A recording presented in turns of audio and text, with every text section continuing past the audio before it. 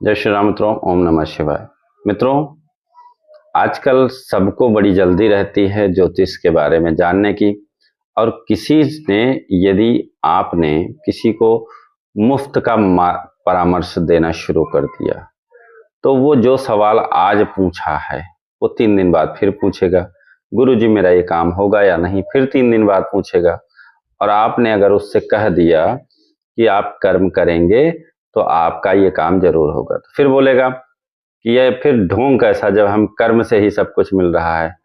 तो उनको ये बता दूं कि जो लोग कर्म भी करते हैं और कुंडली में योग नहीं होते हैं उनको जीवन भर रगड़ के मर जाते हैं, उनका काम नहीं होता है। और यदि कुंडली में योग है, उनको अच्छी दशा भी मिल गई और फिर उन दशाओं के मिलने के बाद उनको ये बोला जाता है कि आप अपना कर्म ईमानदारी से करो, आपकी कुंडली में योग है, आपको मिलेगा।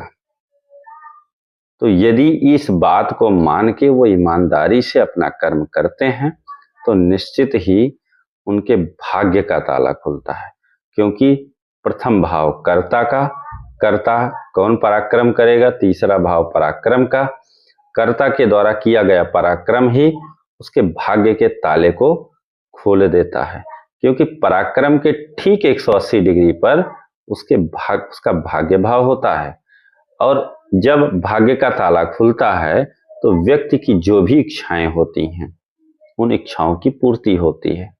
और जब इच्छाओं की पूर्ति होती है तो व्यक्ति को सुखों की प्राप्ति होती है। सुख चाहे भूमि से संबंधित हो, चाहे भवन से संबंधित हो, चाहे माता से संबंधित हो, वो सारी इच्छाओं की पूर्ति होती है। तो कहने का मतलब यह है कि आपके कर्म आपके भाग्य के ताले को खोलते हैं।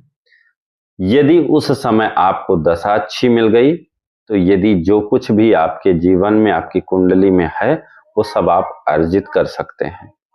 लेकिन आपको दशा मिल गई, आपके ग्रहों की स्थिति अच्छी है और फिर भी आप सोचें कि मेरे मुंह में सारा चीज आके अपने आप गिर जाए, उसी तरीके से कि उद्यमेन ही सिद्ध्यन्ति कार्याणि न मनोरथैः नहि सुप्तस्य सिंहस्य प्रविशन्ति मुखे मृगाः।